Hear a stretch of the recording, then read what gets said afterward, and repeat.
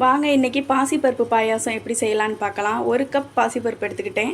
2 தடவை நல்லா கழுவிட்டு குக்கரில் போட்டு 2 ஸ்பூன் நெய் விட்டு அதை லேசாக பச்சை வாசனை போகும் வரை வறுத்து ஒரு 3 டம்ளர் தண்ணி ஊற்றி வேக வச்சு எடுத்துக்கிட்டேன். அடுத்ததாக பார்த்தீங்கன்னா எந்த கப்பில் பாசிப்பருப்பு அளந்தமோ அதே கப்பில் 1.5 கப்பு, 1 கப் பாசிப்பருப்பு 1.5 கப் வெல்லம் எடுத்து அதையும் 2 கப் தண்ணி ஊற்றி கொதிக்க வச்சுக்கிட்டேன். அடுத்ததாக பார்த்தீங்கன்னா தேங்காய் பாலில் 2 ஏலக்காய் போட்டு அரைச்சிருக்கேன்.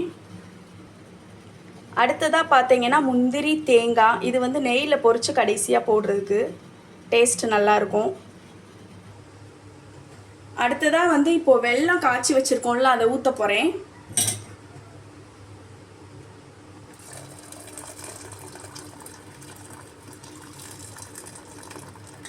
அது மண் இருக்கும், சல்லடையில் சளிச்சுக்கிட்டா நல்லது.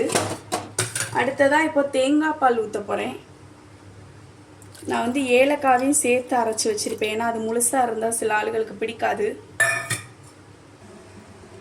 இப்போ வந்து நெய் ஊற்றிக்கிறேன். ஒரு சின்ன கடாயில் தேவையான அளவு நெய் காயட்டும்.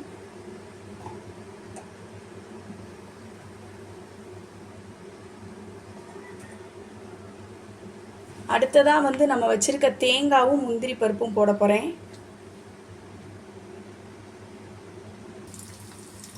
இப்போ நல்லா நெய் சூடாயிடுச்சு. இந்த கட் பண்ணி வச்சுருக்க தேங்காவையும் முந்திரியும் போட்டிருக்கேன்.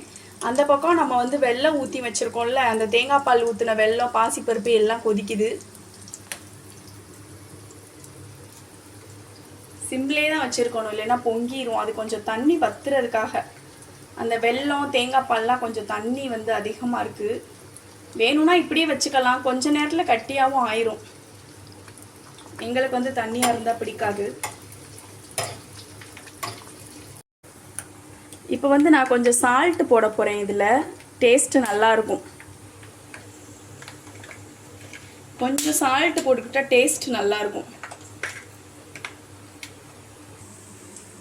இப்போ இந்த முந்திரியும் தேங்காயும் நல்லா பொன்னிறமாயிருச்சு. வாங்க அதில் அப்படியே போட்டுடலாம்.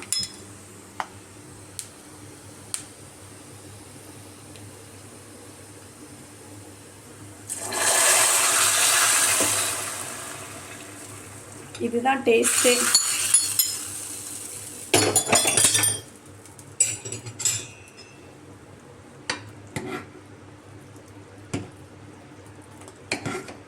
ஒரு 2 நிமிஷம் கொதிச்சோடனே நான் ஆஃப் பண்ணிடுவேன். இதுதான் என்னோடய ஸ்டைலில் பருப்பு பாயாசம். நீங்கள் எப்படி செய்வீங்கன்றதை கமெண்ட்டில் சொல்லுங்கள். பிடிச்சிருந்தா ட்ரை பண்ணி பாருங்கள். இவ்வளோதான்ப்பா பருப்பு பாயாசம் செய்கிறதுக்கு. இப்போ என்னோடய ஸ்டைலில் பாசிப்பருப்பு பாயாசம் ரெடி ஆயிடுச்சு. செஞ்சு பாருங்கள், பிடிக்கும். இனிப்பு தேவை குறைய அப்படின்னா அது உங்கள் விருப்பம். நான் வந்து 1 கப் பாசிப்பருப்புக்கு 1.5 கப் வந்து வெல்லம் போட்டிருக்கேன். ஓகேப்பா, பாய். எல்லோரும் ட்ரை பண்ணி பார்த்துட்டு கமெண்ட் பண்ணுங்கள்.